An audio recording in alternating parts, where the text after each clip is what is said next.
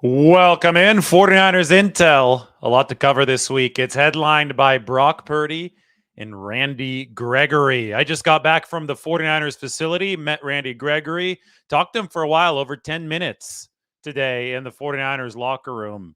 Good Q&A session with Randy Gregory. And obviously Brock Purdy continues, I think, to be the story of the entire NFL.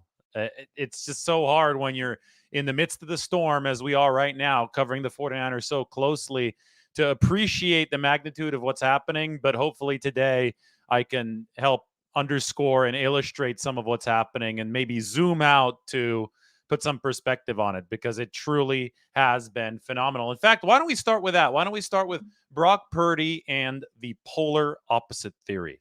So I just go back and I think about all the stuff that was said about Brock Purdy this offseason. I think about when I tweeted something commonsensical about Brock Purdy taking the QB1 spot, because that's exactly how he played last year, and that's what Kyle Shanahan and John Lynch said was going to happen. You would just get blown up in the mentions, and people would call you biased. They would call you all sorts of names, really, saying that this wouldn't happen, that Brock Purdy dinked and dunked his way downfield, that Brock Purdy didn't have a strong arm, that he couldn't throw outside the numbers deep, all this crap.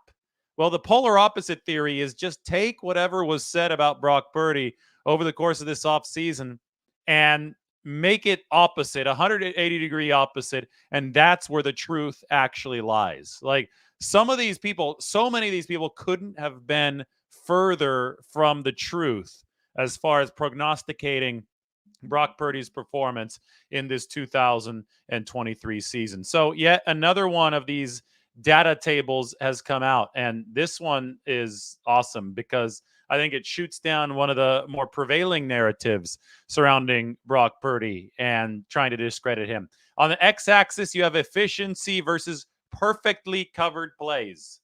Okay, so plays when players are covered, where the defense does its job, where the offensive coordinator doesn't scheme something up to necessarily beat the opposing defense. And then on the y-axis, you have EPA per play or efficiency against plays that are not perfectly covered. So theoretically, if we're going to subscribe to a lot of the talk that Brock Purdy needed everything set up by Kyle Shanahan, well, then he might be efficient on non-perfectly covered plays, so higher up vertically, but he'd probably be further to the left of this chart. The plays that were perfectly covered would expose, in theory, Brock Purdy's limitations. But look where Brock is. All the way up and all the way to the right. So he's been the most efficient quarterback against perfectly covered plays, and he's been, the second or third most efficient quarterback against non-perfectly covered plays. I'll add to this by pointing out, look at the scale of the x-axis, the perfectly covered plays. The only positive line, or the zero line, so the only positive dot to the right of the line, is Brock Purdy's. That means that perfectly covered plays tend to be inefficient plays for offenses. That makes sense because they're perfectly covered. Brock Purdy is the only QB in the NFL that has helmed an offense that has delivered a positive efficiency number on perfectly covered plays. Second place on the x-axis is Josh Allen. He's under zero. He's negative, just like everybody else. Patrick Mahomes, Andy Dalton, Baker Mayfield having a nice year. Lawrence, Richardson, all those guys are in the negative, except for Brock Purdy, who has generated positive efficiency on perfectly covered plays. Again, he's an outlier. He's at the very top right of this graph. I go to this one. This is completion percentage over expectation. X-axis, EPA, Y-axis. Again, Brock Purdy, top right. So what you see here is Brock Purdy is playing like, I can't even say he's playing like a $40 million quarterback, because Josh Allen is making big money. Patrick Mahomes is making big money. These guys are playing like top many quarterbacks, and then it's a whole other level with Brock Purdy above them. So what is he playing, like a $70 million quarterback, an $80 million quarterback? I don't know. Name your price. He's playing like a price that's higher than the top paid guys in the game, who have been good, but they've been completely outshined so far by Brock Purdy. And again, for anybody that says that this is just the system, well, how do they explain this? How do they explain that Brock Purdy has literally been the only quarterback in the NFL that has delivered a positive efficiency score on perfectly covered plays? Hence his spot here on the right, the furthest right, and the only one over that zero marker on the x-axis. It truly is phenomenal. So I call it Brock Purdy and the polar opposite theory. Anything that was said by certain portions of the fan base, media, whatever you want to call it, I think some of the media is still talking about Brock Purdy in a pejorative fashion. But anything that has been said is being said in the negative about Brock Purdy. Just flip it onto its backside. Just make it the opposite, and then it's probably going to be true. It's not like people are just like a little bit wrong on Brock Purdy. They have been completely 180 degrees polar opposite wrong. I've got a couple more for you right here. This one's really good. It's a inside the numbers, outside the numbers number breakdown of EPA.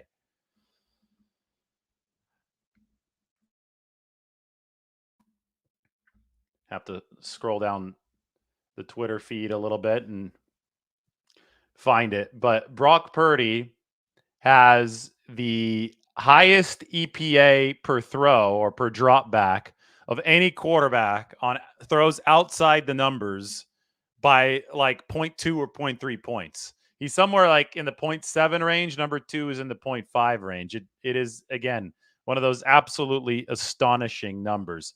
Then you look at inside the numbers throws, he's also an NFL lead. So he's in the NFL lead everywhere. Wherever you want to look at efficiency, however you want to split it up and measure it, Brock Purdy has been number one by a massive, massive amount.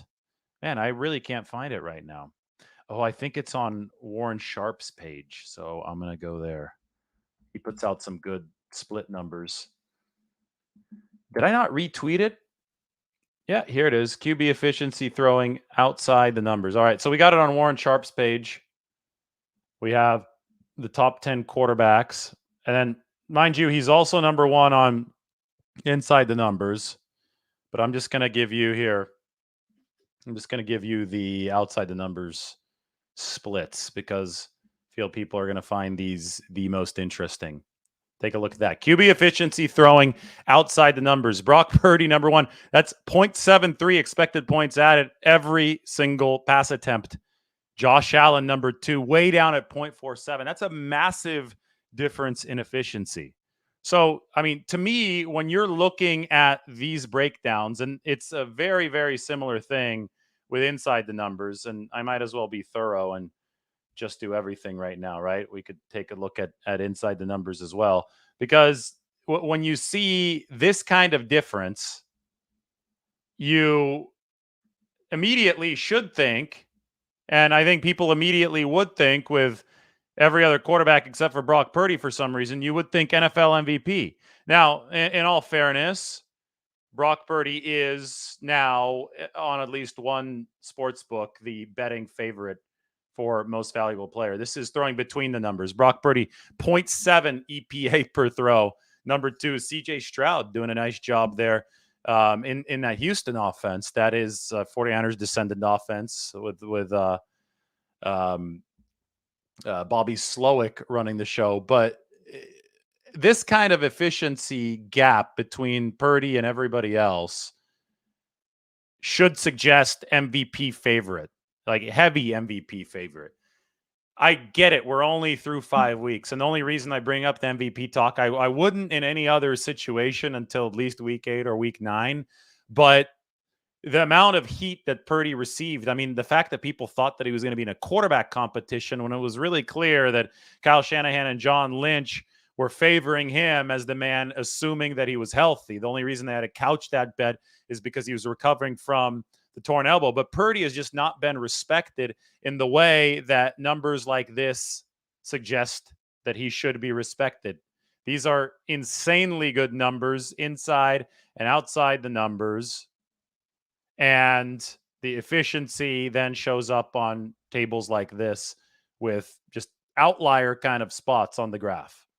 And because of that, Brock Purdy should be the MVP favorite by any objective measure. I know that I started that kind of beating of the drum after the game on Sunday night. A lot of people called me crazy, and then we turn around and 2-3 days later, Brock Purdy on at least one side is the betting favorite for MVP. So Brock Purdy in the polar opposite theory, he has been absolutely awesome for the 49ers. All right, so this morning I came out with an article on the 49ers defense because they're facing the Browns and the number one rated defense in the league. Now, the 49ers have been making a habit of facing opposing number one defenses, or they're trying to make a habit of it. They've done it once. So I guess a habit, you've got to do it at least twice. But they faced the number one defense in the NFL in the Dallas Cowboys last week. And by the time the 49ers were through with the Cowboys, Dallas was the number 8 defense in the league by DVOA. They fell from number 1 to number 8 in just one game. That's what happens when you just get completely worked by the 49ers. Give up 42 points. It wasn't pretty for the Dallas Cowboys. And it could have been a lot worse. I mean, Christian McCaffrey, I feel a fluke fumble. He's only fumbled 11 times in his career. He fumbled there where Jordan Lewis pulled the ball away from him at the 1 yard line after he ran him over. So that was all part of a play that you don't see very often. I talked to Spencer Burford today in the locker room. He said that he felt that he left a lot of meat on the bone. You saw the Cowboys actually generate some decent pressure, especially in the first half. But what the 49ers did is that they eventually forced them out of cover one, which is going to be a big key against the Browns. But anyway, I'm talking about the 49ers defense right now. And we talk about where they might be able to improve. Well, this is the article that I put up on The Athletic. You can go ahead and check out the link. It's in the description right now. They're still trying to catch the Cleveland Browns. They're still trying to establish themselves as the official number one defense this season to create an encore of 2022 when they were number one. So, they were so impressive against Dallas, but obviously the 49ers defense has not been perfect yet. And I made this table in that article to showcase where this 49ers defense stands this season versus previous seasons. And then I also included the Browns there since they're going to be trying to catch the Cleveland Browns. So in the very last row, 2023, you see the orange Browns helmet. By the way, it's something I never understood. A team that's a color, right? The Browns. I know it's not actually the color brown, but a team that's a color. The Browns is a team that has a monochromatic helmet, and it happens to be a different color than their name, which is orange. Here, we got to zoom in on the Browns uniform or their helmet. Growing up, I never understood why this was orange. It always bugged me as I was a little kid. I had a pillow with all the NFL team logos on it. All their helmets were on it. And the Browns helmet, it was just this orange blob, right? And it's just orange, and they're called the Browns. So I never got it. But anyway, here, they're the number one defense this year. You can see across the board for the Browns, ranked number 1 in EPA per play allowed, number 1 in EPA per pass attempt allowed, number 1 in EPA, or number 3 in EPA per run allowed. They have a 10.2% sack rate, which is really, really good. That's about as good as the 49ers were when Dee Ford was healthy in 2019. You could see it's higher than the 49ers 2019 sack rate, 8.5%. And they blitz a little bit more than the 49ers, but not overly much, 17.4%. The Browns are giving up 15 points per game, which is actually worse than the 49ers this year, who are going to have 13.6 per game. But the 49ers aren't ranked quite as well in the advanced metrics. They're 5 against the pass, or 4 against the pass, number 18 against the run, and number 5 overall. So 18 is shaded in pink because it's slightly below average. The 49ers run defense can use some improvement. So when I put this question up there, where can the 49ers defense improve? Well, they've had maybe one total game of substandard run defense that I think has really dragged down this number. The first half against the Rams, and then basically one half of action against the Arizona Cardinals saw the 49ers struggle a bit against the run. So they're number 18 in expected points added defensively against the run. As you can see, Cleveland, which currently has that number 1 defense, they're number 3. And that's what's going to make this week's game so challenging, right? Because last week we talked about it heading into the Dallas game. Run at Micah Parsons. Arizona did it. The 49ers did it.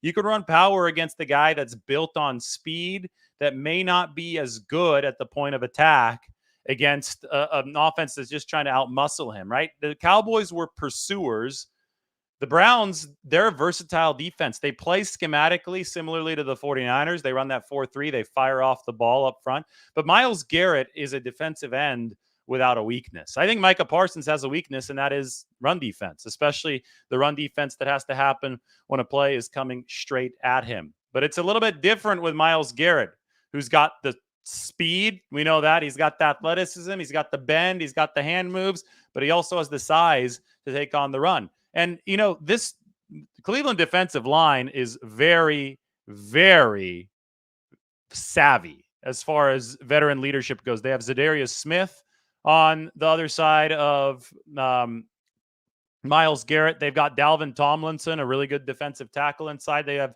Shelby Harris, who's a veteran with a lot of experience. There's a reason why we see Cleveland as the number one defense right now with top 3 splits all across the board defensively. They can really get after the passer. So I think that the 49ers, they need to continue to buy opportunities to rush the passer, right? We see that they've struggled a little bit against the run. That puts them in poor down and distance situations. It gives the offense a platform to avoid the pass rush. It gives an offense a platform for the quick game. We know the quick game has been a big struggle for the 49ers this year, at least as far as their desire to get as many sacks as possible goes, right? Because if you want to get a ton of sacks, but opposing offenses are in good down and distance to get rid of the ball quickly, they don't have to let routes develop really far downfield, you're probably going to end up frustrated as a defensive line. And the 49ers right now, the second lowest sack percentage of the Shanahan era, or actually of the era since 2019. We're not going to waste our time and count 2017 and 2018. But the only lower sack percentage than this year's 6.1% was the 5.3% in 2020. And Nick Bosa and Dee Ford were both hurt that year. And it's not because Nick Bosa is unproductive. It's just because opposing quarterbacks are getting rid of the ball so damn quickly. Now, the 49ers had 4 sacks against the Cowboys. So that was a good example of them forcing Dallas to hold on to the football a little bit longer. It was the best game of the season from the 49ers secondary. Steve Wilks dialed up a lot of man coverage. When you dial up a lot of man coverage and it's press man coverage, well, you force those receivers to beat the coverage over the first few yards of the route. And if that causes Dak Prescott to hold on to the ball 3 or 4 more, 0.3 or 0.4 more seconds, well, then that can turn into a sack. And we saw that happen against the Dallas Cowboys. So when we talk about where the 49ers defense can improve, they just need to continue putting their pass rush on platforms to succeed. I think this sack rate will go up if the 49ers continue playing good, tight coverage on the back end. I'm not sure about the blitz rate. It's a little bit higher than it has been in the past. The most they've blitzed before was in 2020, but that made sense because they were short pass rushers. Nick Bosa and Dee Ford were hurt. So Wilks might have something, that's saving in the tank for later this season because he's coaching for December, January, and February and not for October. But I think it's just mainly important for the 49ers to nail the fundamentals. And the fundamentals are good run defense. Good run defense turns into the ability to attack the quarterback because the quarterback has to hold on to the ball a little bit longer. And if they do that, well, then they can start thinking about overtaking Cleveland for that number 1 spot. Currently, the 49ers, number 5 defensively on EPA per play. So if you want to read a little bit more about that, I went deep into it. Here's the article.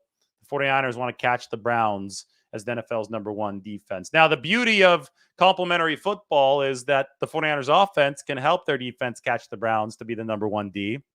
Last week, the 49ers defense helped the 49ers offense helped the defense out by dropping 42 points on the then number 1 Cowboys defense. So it's a team sport, and we could look at it through that lens. It's not going to be the 49ers defense against the Browns defense, but it's going to be the 49ers team against the Browns defense.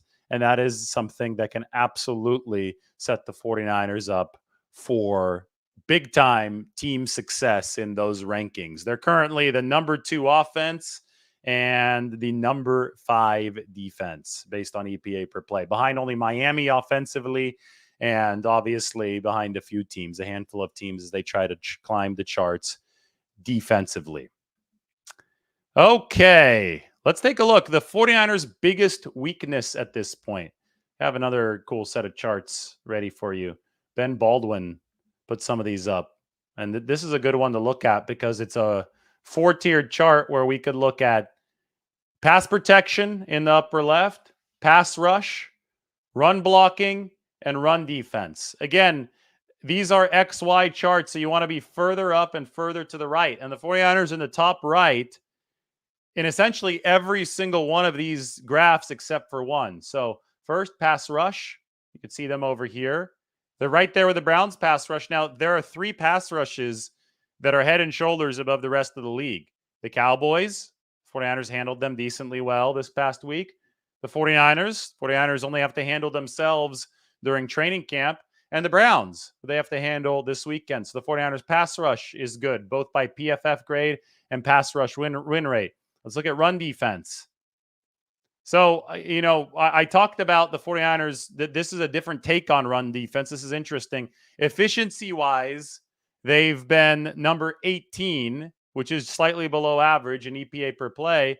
But according to this chart, they're doing a lot better. So why is that? Well, PFF grade is the x-axis. 49ers are pretty far to the right. Pass rush win rate is the y-axis. The 49ers are just a little bit above average, but they're still in that upper right quadrant where you want to be.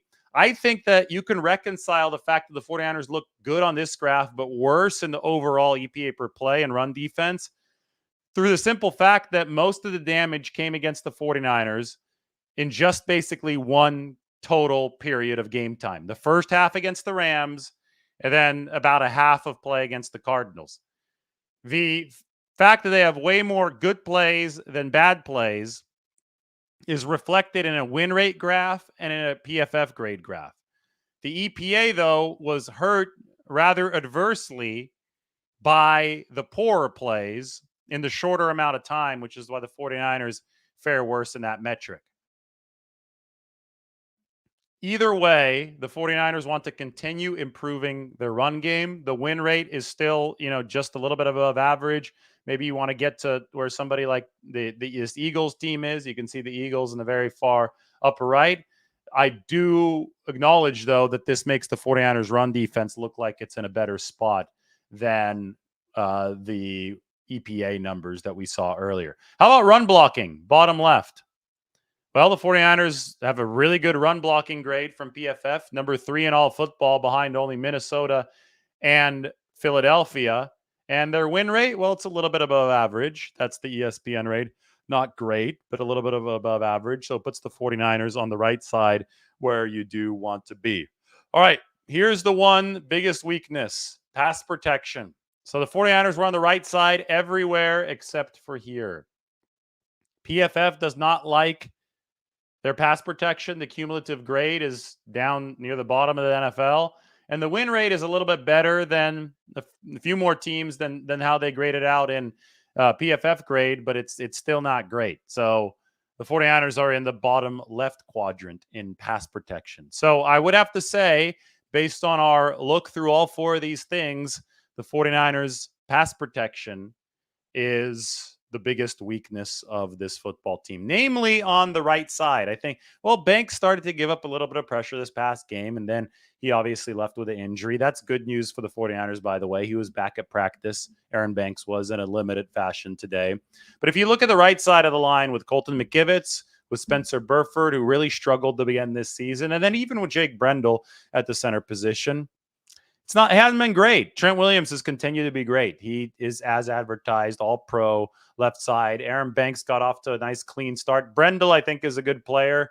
And I think that he's just getting used to the slightly different cast surrounding him. Obviously, he's got to think about different stuff and the protection calls with Mike McGlinchey gone on the right side.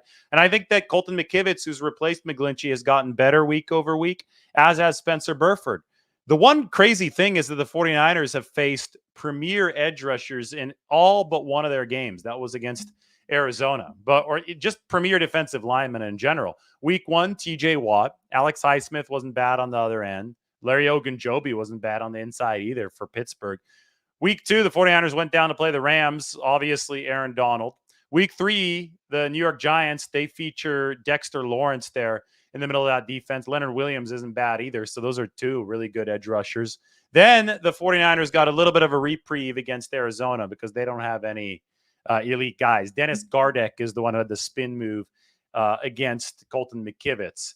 And then finally, last week, the 49ers went out there against the Dallas Cowboys and saw Micah Parsons and DeMarcus Lawrence on the other side. So the 49ers have seen really, really good edge rushers and interior defensive linemen so far.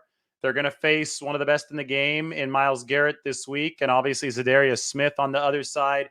Shelby Harris, one of the interior players for the Cleveland Browns this week, along with Dalvin Tomlinson, the former New York Giant and Minnesota Viking. I mean, it's going to be a war out there for the 49ers. This is going to be one of those games where they're playing against a lot of strength and a lot of veteran savvy on the defensive line.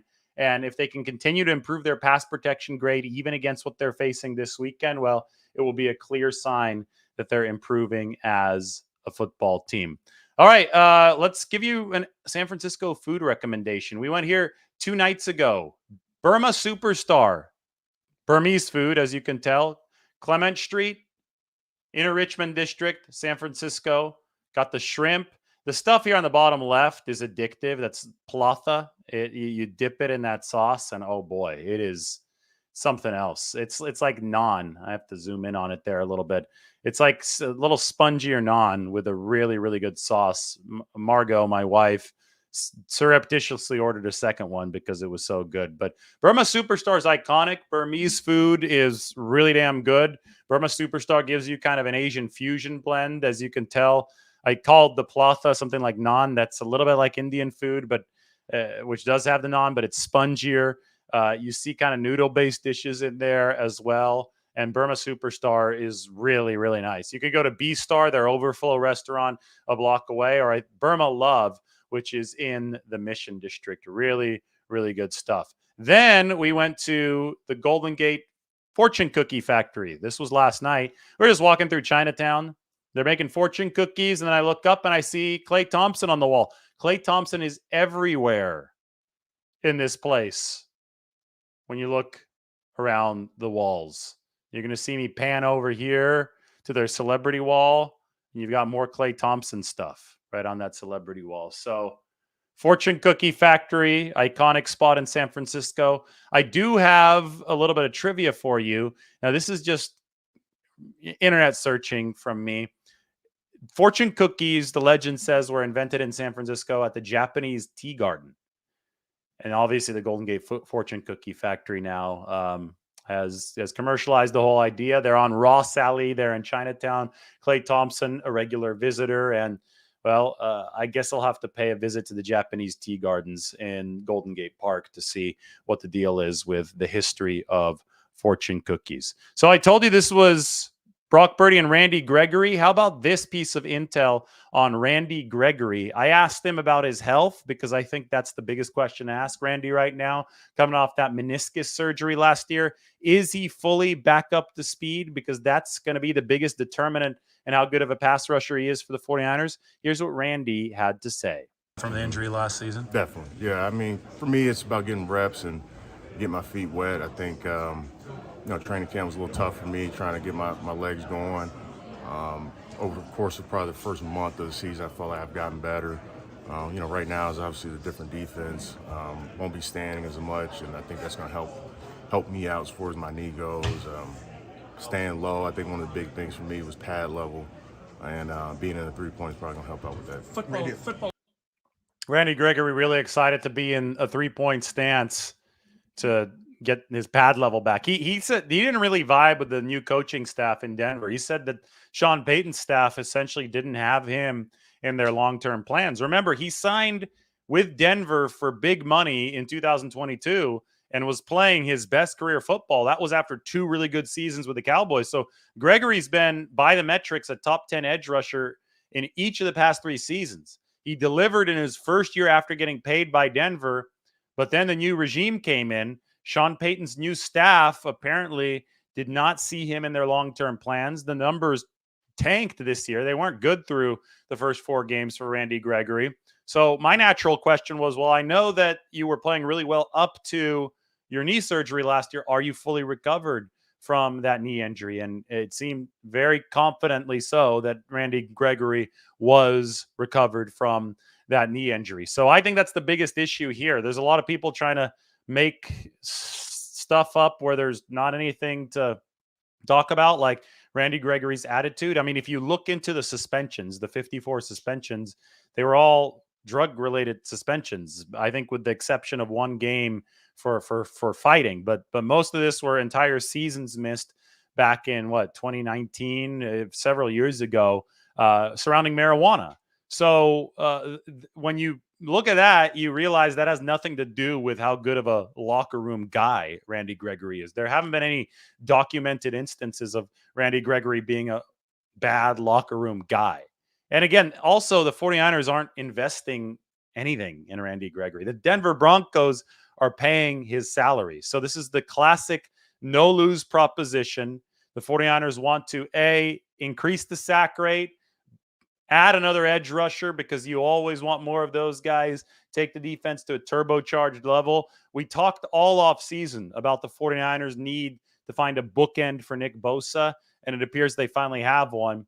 And the big question to me is, will Randy Gregory be able to deliver fully healthy for the 49ers in this 2023 season? Because it's about health. It absolutely is about health across the whole roster, not just here. But we're talking about a player who's coming off of meniscus surgery last year. We're talking about a violent player, a fast player. Gregory is 242 pounds, but he plays with such physicality for a lighter speed rushing type. He can do both. He can set an edge against the run, kind of like Myles Garrett can do both. I'm not saying that Gregory's the same caliber of player, but he is a versatile player, so we can call him the same type of player. He can set an edge against the run, and he can get after a passer with his ears pinned back, and the 49ers certainly like that. All right, hope you liked my little sharing of the food through San Francisco. Obviously, the video from Randy Gregory. Why don't we move this to a 49ers Q&A?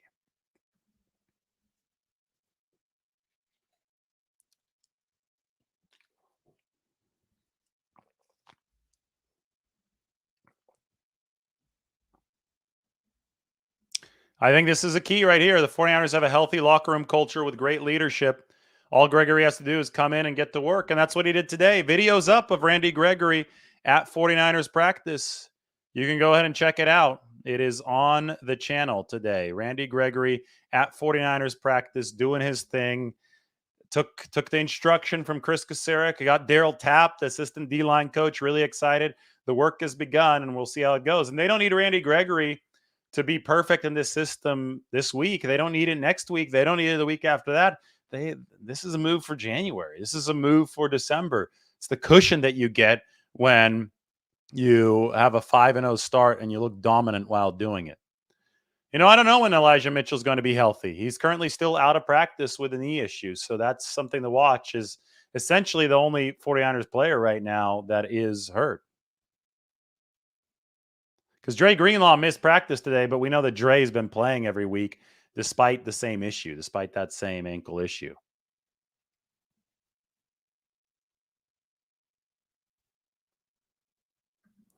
Nathaniel Perez wants to know the weaknesses on the Browns defense. And I think that is an excellent question. So the Cleveland Browns are very, very good up front. I talk about Myles Garrett. I talk about Zadarius Smith, Shelby Harris, Dalvin Tomlinson. Those are all respected names along the defensive line. They might even play some 5-man fronts in this game. I think that the Browns secondary is also solid. Well, Denzel Ward, Kyle Shanahan was very complimentary of the secondary today. I'm putting the depth chart up on the screen right now so people can visualize what I'm talking about. So you take a look at this Browns team, and I just talked about the front line. I talked about the secondary. Denzel Ward over here, former first-round pick. Greg Newsome is the nickel back, and then you have Martin Emerson as the second cornerback.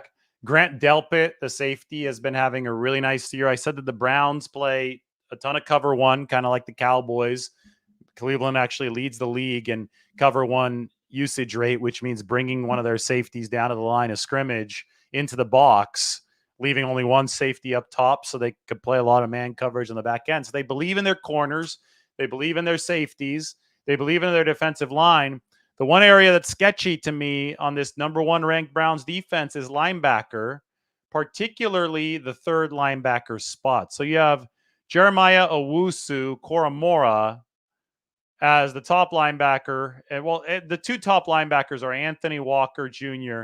and Jeremiah Owusu. Sione Takitaki is the third linebacker who has struggled mightily in coverage along with Anthony Walker Jr. So if you can get the Browns into three linebacker sets, which is base defense, you can get them to take the nickel back off, have three linebackers up there.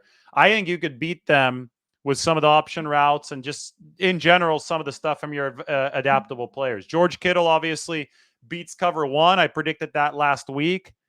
But you also have Christian McCaffrey. I mean, you have so many weapons that can run underneath. I mean, even Deebo Samuel can benefit from linebackers who are poor in coverage. But just fresh off my mind, George Kittle, Christian McCaffrey could be two guys that really exploit this Browns defense that has seen its linebackers beaten frequently in coverage.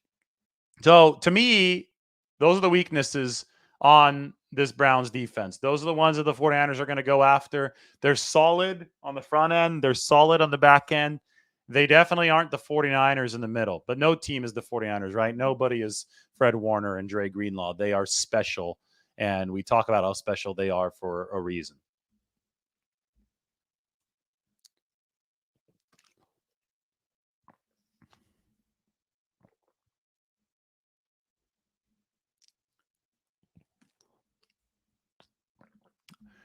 Will the 49ers be staying in Youngstown, Ohio before traveling to Minnesota for Monday Night Football against the Vikings? No, they will not. The 49ers will fly back because they don't play the Vikings until Monday night. So they have that extra day. I know it was already wearing on them last season, the annual trip to the East Coast, because it was just more time away from their families. And these teams travel in such comfort, and they've got the whole 10 a.m. start thing, to me, figured out. We saw it against Pittsburgh. After traveling just a couple days before, I think that the 49ers have an operation and a system down now to where they don't feel compelled to have to fly out and stay out on the East Coast in between these football games. I think the workout with Verrett must have gone pretty well because he just signed with the Houston Texans practice squad. So, and the Texans staff obviously talks to the 49ers staff. So good for Jason Verrett. You can applaud that. I mean, think of the resilience to come back after so many injuries. Every single time he keeps on getting back up. He's having to restart his rehab, gets back up, delivers, gets back up, delivers. Anytime that he's been healthy, Jason Verrett's been a really good football player. Unfortunately for him, those injuries, the scourge of those injuries just keeps on coming through. Can hope that this time is the charm for Jason Verrett.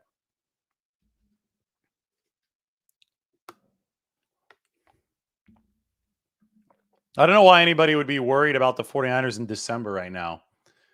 The question here, they play the Eagles in Seattle twice in a 3-week span. It's the NFL. You have hard games all the time. Philadelphia is playing probably the hardest stretch of any team over the next 8 weeks right now.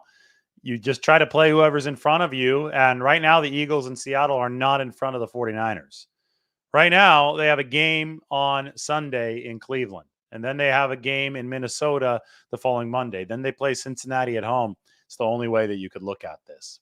Yeah, as Verrett came back, Emmanuel Mosley tore his other ACL in his first game back. That's just absolutely brutal. Somebody signed Josh Norman? I did not even see that today. That's wild. 49ers legend, Josh Norman.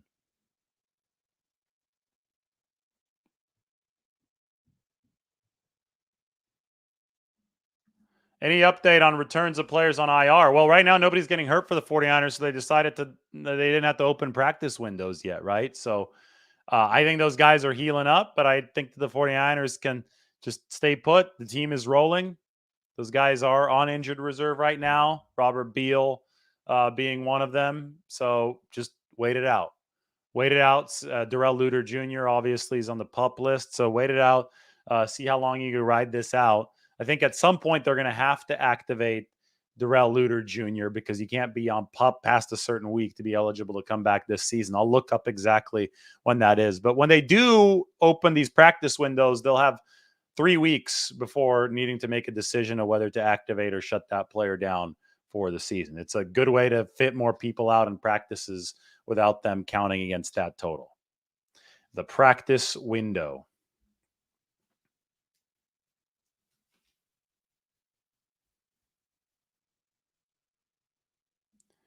How do I think the weather will affect the offense on Sunday? Well, it depends on how much it rains. There is like a 70% chance of rain in the forecast. It's going to be in the 50s. It'll be a cool rain. It's not going to be a frigid rain. Depends how wet the football is. If it's just a little bit wet, if it's just sprinkling, shouldn't be a big deal. Any monsoon game, though, can hurt offensive efficiency. All right. Good stuff, everybody. I am going to roll now. Got a little bit more to do tonight. There's going to be another video coming tonight, so stay tuned for that. 49ers offense, Brock Purdy against the Cleveland defense. We'll be on in prime time. So we'll talk to everybody soon. Hope that everybody has had a great Wednesday so far. We'll be moving forward into the night very, very shortly. Everybody take care.